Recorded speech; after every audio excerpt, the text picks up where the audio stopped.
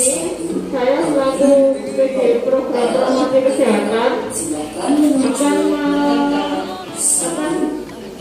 mengambil acara pada pagi hari ini, yaitu penyuluhan kesehatan.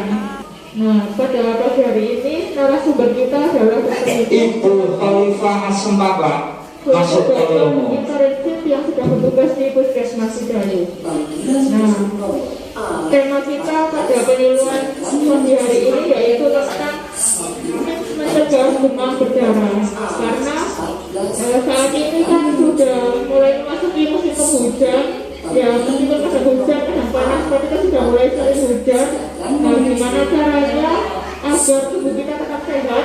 Kemudian bagaimana cara kita menjaga lingkungan agar tidak sampai terkena penyakit demam berdarah. Nah, sebelum kita membahas itu semua, mungkin kita perlu tahu dulu penyakit demam berdarah itu seperti apa, kemudian penyebabnya apa, nah gejalanya seperti apa, pencegahannya seperti apa, nanti akan dibahas langsung oleh Dr. Yusuf. Kepada narasumber, Dr. Yusuf, waktu dan tempat dipersilakan. Assalamualaikum warahmatullahi wabarakatuh.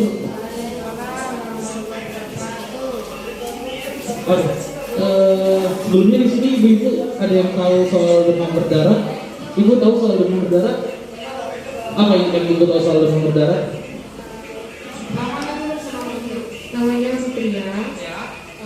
Kalau demam berdarah itu menurut saya dikarenakan digigit oleh nyamuk Aedes aegypti. Dan itu tandanya itu ciri-cirinya menurut beberapa kasus itu ada bentuk merah. Kemudian itu tidak jadi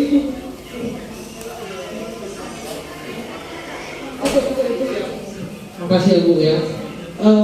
Kurang lebih begini Bapak-bapak Ibu, ketika kita bicara soal demam berdarah, maka kita bicara soal gigitan nyamuk, betul yang Ibu bilang. Tapi mungkin spesifiknya itu adalah suatu virus yang masuk dari gigitan nyamuk. Di sini ada ibu-ibu yang kena demam berdarah. Ibu kena? Boleh diceritakan keluhannya apa saja Bu dulu anaknya?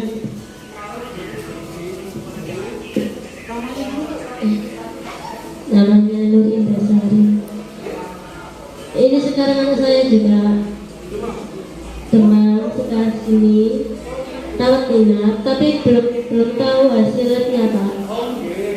Ini lagi nunggu hasilnya. Cuma kemarin beberapa minggu yang lalu itu terkena tipes. Terus beberapa bulan yang lalu itu terkena DB. Pas DB keluhannya apa aja Bu?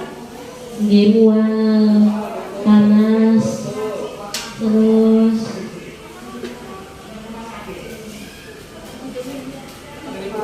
nyeri perut. Makasih ya Bu ya. Gini, yang Ibu bilang itu betul. Jadi gini, ketika DB itu pertama, dari Ibu yang pertama, DB itu datang dari serangan nyamuk. Jenis nyamuk itu ada banyak, tapi kita buat singkat.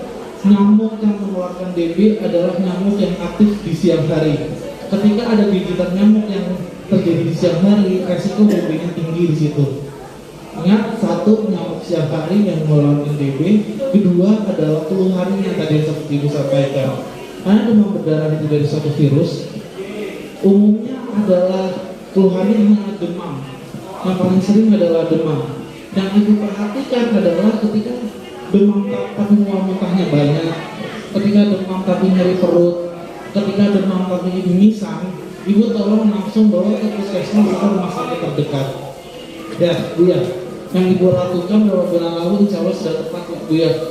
Karena untuk demam berdarah memang aktivitas paling baiknya adalah rawat inap. Karena kita takutnya ada kondisi trombosit. Ketika trombositnya turun terus, nanti mimisannya sampai parah. Oke. Lalu bagaimana cara mengobati DB? Apakah DB bisa diobati di rumah? Jawabannya bisa. Hanya saja sangat sulit Bu mengobati DB itu di rumah.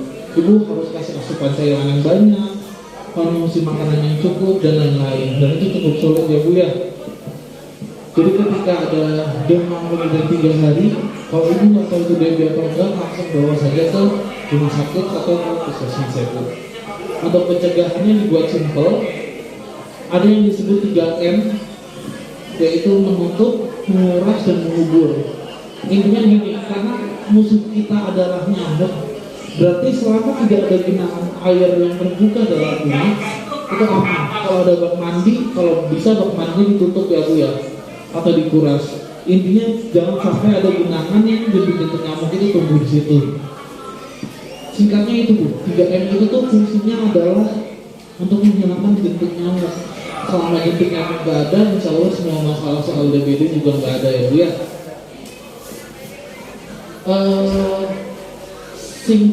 Singkatnya ini Bu, ada beberapa demam berdarah yang perlu kita waspadai, terutama demam berdarah yang memisah. Ada kasus-kasus di hari keempat demamnya hilang, namun malah ada memisah, itu tolong segera dibawa ke rumah sakit. Sebelumnya dari ibu apa ada lagi yang pernah kena demam berdarah?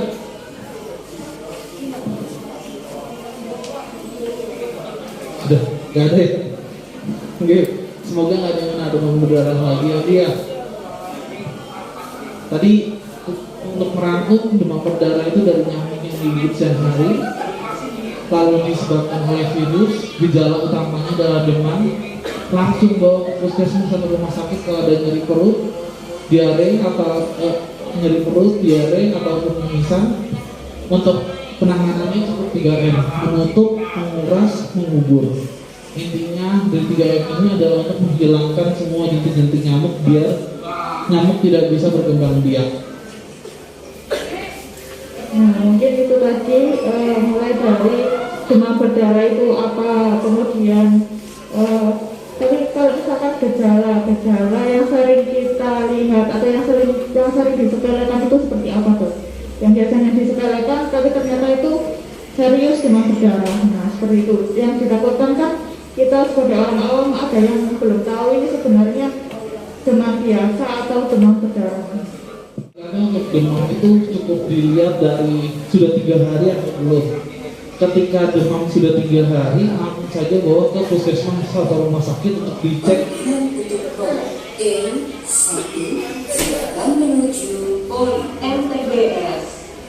Untuk dicek kondisi darahnya. Penyebab demam itu ada banyak. Gak semua demam itu demam berdarah, dan gak semua demam berdarah itu hasilnya demam. Tapi ketika kita melihat demamnya sudah 3 hari, jangan ragu untuk langsung ke puskesmas atau rumah sakit untuk melakukan pemeriksaan darah. Biasanya yang orang tua suka miss itu kalau seandainya demamnya sudah lewat 3 hari, yaitu hari keempat, hari kelima, demam berdarah itu kadang demamnya seakan-akan menurun, seakan-akan kembali sehat, padahal tidak, itu adalah fase kritisnya di hari keempat, di hari kelima. Oke, justru ini ketika anak sudah demam 3 hari, hari keempat, hari kelimanya membaik. Kalau tiba-tiba dia langsung membaik, ibu seharusnya tidak senang Bu, tapi ibu seharusnya hati-hati, karena nggak mungkin demam bisa langsung membaik. Kalau demam berdarah hari keempat, hari kelima tiba-tiba langsung membaik, jadi kita harus hati-hati ketika demam itu tiba-tiba langsung membaik ya Bu ya, karena itu tanda-tanda yang paling sering dilewati oleh orang tua. Nah, baik, itu tadi ya Ibu yang perlu diwaspadai, yaitu demam yang tiba-tiba turun pada hari ketiga. Nah, baik, sebelum tanya jawab, nah mungkin bisa saya simpulkan dulu bahwa tadi demam berdarah itu adalah penyakit yang disebabkan oleh nyamuk Aedes aegypti yang apa itu ya? Yang aktifnya di siang hari. Dan untuk nyamuk demam berdarah ini itu cenderung suka berada di tempat yang bersih. Nah, oleh karena itu kalau misalkan kita itu balik lagi ke cara mencegahnya 3M tadi, kalau ada tempat-tempat yang bersih ataupun ada genangan air yang bersih, nah itu kita tidak boleh sampai bersih, pikirannya tidak ada apa-apa, tidak ada kumannya atau tidak ada penyakit. Nah, padahal di situ adalah menjadi tempat yang berpotensi untuk menjadi perkembangbiakan nyamuk Aedes aegypti ini. Nah, kemudian tadi 3M 3M, yaitu menguras, menutup, dan mengukur. Menguras bak mandi ataupun tempat-tempat genangan air maksimal atau paling lama itu 7 hari sekali, karena proses nyamuk mulai dari telur sampai dia bisa terbang itu membutuhkan waktu 10 hari. Dan jadi kita harus bisa memutus rantai itu pada saat nyamuk masih berupa jentik itu pada hari ke-7. Jadi ayo kita bareng-bareng, tidak boleh males membersihkan atau menguras kamar mandi 7 hari sekali. Kemudian menutup tempat-tempat penampungan air dan mengukur barang-barang bekas yang berpotensi untuk menjadi tempat pengembangbiakan nyamuk. Nah, mungkin itu tadi sedikit paparan dari Dr. Yusuf dan simpulan sedikit dari saya. Mungkin dari Bapak Ibu ada yang ditanyakan. Begini dokter, saya pernah mendengar kata demam dengue. Pertanyaan saya, apakah demam dengue itu sama dengan demam berdarah?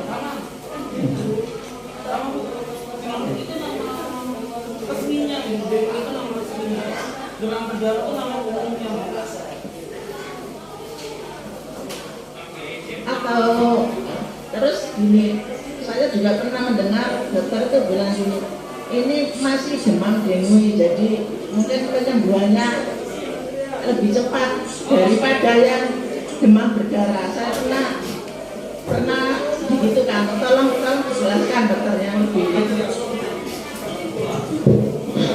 Oke, terima kasih Bu sebelumnya. Pertanyaannya adalah apakah demam berdarah sama dengan demam dengue? Lalu apakah demam dengue itu punya hal yang lebih spesifik daripada demam berdarah biasa? Untuk jawaban nomor 1, sama. Demam dengue dan demam berdarah itu kurang lebih sama, itu adalah sinonim. Tapi gini Bu, Ibu harus bisa bedain mana demam dengue demam yang karena masalah dengue. Lalu nanti ada namanya DSS Bu, dengue shock syndrome. Membedakan itu kalau demam dengue itu tuh diberi terapi cairan, dimasukkan rawat inap, insya Allah selesai. Tapi kalau dengue shock syndrome itu adalah kondisi parah dari demam berdarah Bu. Itu kondisi-kondisi di mana perdarahannya itu bukan cuma mimisan, tapi ada kebocoran cairan di paru-paru dan lain-lain. Biasanya kalau sudah masuk ke dengue shock syndrome, dengue demam berdarah yang sudah parah, itu biasanya tidak dirawat inap, tapi sudah di ICU rumah sakit. Itu sih Bu yang membedakan. Tapi saya harap juga keluarga kita semua dilindungi ya Bu ya, untuk segala penyakit ya Bu ya. Amin. Ada lagi yang mau ditanyakan Bu? Terima kasih banyak Bu yang mau ditanyakan. Monggo Bu.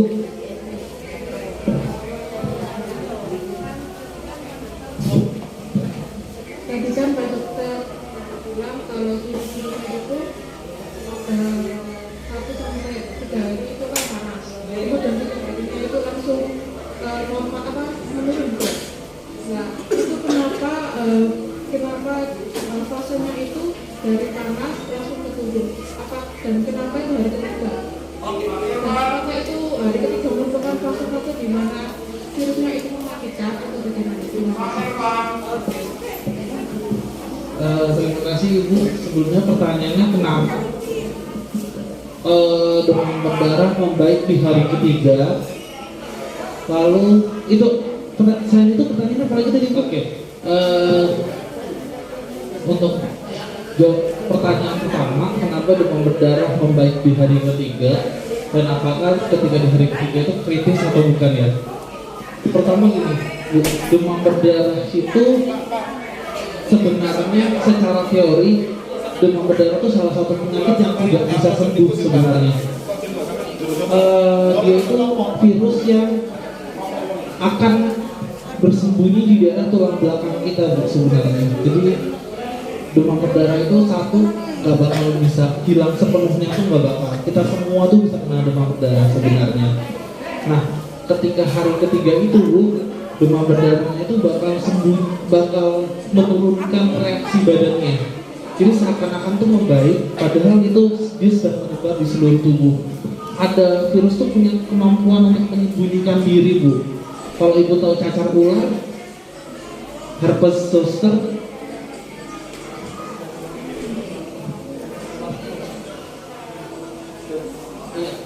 herpes, ini pernah dengar herpes yang benjol-benjol lingkar begini?